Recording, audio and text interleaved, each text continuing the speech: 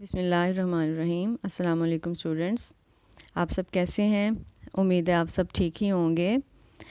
Students, आज हम थोड़ा सा जो है वो आयनिक बॉन्ड्स और कोवलेंट बॉन्ड्स के बारे में पढ़ेंगे, केमिकल बॉन्डिंग के बारे में। तो उससे पहले थोड़ा सा हमें जो है इसका कंसेप्ट चाहिए कि जो है इलेक्ट्रॉन में जो है एक जो एटम है उसके अंदर जो इलेक्ट्रॉन्स जो हैं उनकी जो है डिवीजन कैसे होती है और वो किस तरह कितनी मिकदार में उनकी क्वांटिटी कितनी होती है एक शेल के अंदर। हम इसके लिए थोड़ा सा हम इलेक्ट्रॉन्स को लाइटली सा स्टडी करेंगे ताकि हमें आयनिक और कोवलेंट बॉन्ड समझने में आसानी हो जाए।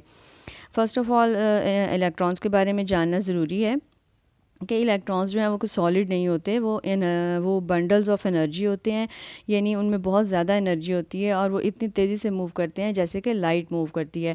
और हम उनको प्रॉपर्ली एक जगह पे हम उनको लोकेट नहीं कर पाते कि एक वक्त में वो कहाँ पर हैं। ये आपको डायग्राम में नज़र आ रहा होगा कि सेंटर में हमारे पास एक एटम का जो मॉडल हमारे पास इस वक्त है, जिसको लेके आगे की रिसर्च सारी चलती है, वो उसके अकॉर्डिंग जो है ये सेंटर में हमारे पास न्यूक्लियस होता है, इसमें हमारे पास प्रोटॉन्स होते हैं और न्यूट्रॉन्स होते हैं। और ये जो इलेक्ट्रॉन्स हैं ये हमारे पास ऑर्बिट्स में होते हैं और ये मुसलसल जो हैं ये रोटेट करते रहते हैं, रोटेशन में रहते हैं। अभी तो हमें ये सॉलिड में एक अलग-अलग हम इसको काउंट कर रहे हैं, देख रहे हैं, लेकिन जब हम इसको माइक्रोस्कोप में देखते हैं, इलेक्ट्रॉन माइक्रोस्कोप में, तो उस वक्त भी हमें बहुत तेज़ी से मूव करते हुए एक बादल, ये क्लाउडी सी एक जो है वो ऑर्बिट बनाते हुए नज़र आते हैं। प्रॉपरली हम उस वक्त भी इनकी पोजीशन लोकेट नहीं कर पाते कि ये एक इलेक्ट्रॉन इस वक्त कौन सी जगह पर मौजूद है। तो ये इसकी जो अब तक साइंटिस्ट ने जो रिसर्च की है उसके अकॉर्डिंग ऐसा ही है कि इसमें जो इलेक्ट्रॉन्स हैं वो एनर्जी लेवल्स में होते हैं।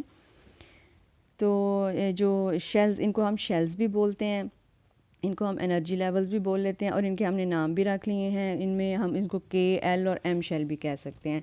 तो जो सबसे लोएस्ट एनर्जी लेवल है हमारे पास वो सबसे करीब वाला होता है, जो न्यूक्लियस के सबसे करीब लेवल है, हम उसको कहते हैं कि सबसे लोएस्ट एनर्जी वाला लेवल है। और इसमें ओनली 2 इलेक्ट्रॉन्स जो हैं वो रह सकते हैं, वो रोटेट कर सकते हैं, इससे ज़्यादा इसमें नहीं रह सकते। इससे ज़्यादा अगर इलेक्ट्रॉन होंगे तो वो अगले शेल में या एनर्जी लेवल में मूव कर जाते हैं।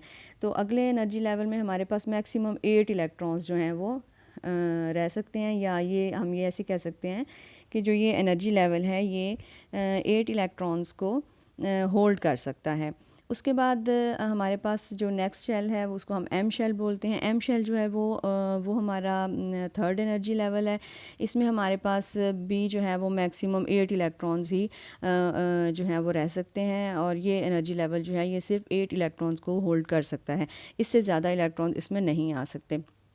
तो इलेक्ट्रॉन्स की जो ये बहुत सिंपल सी डिवीजन है, ओनली 3 लेवल्स हमने इसमें देखे हैं, के, एल एंड एम लेवल।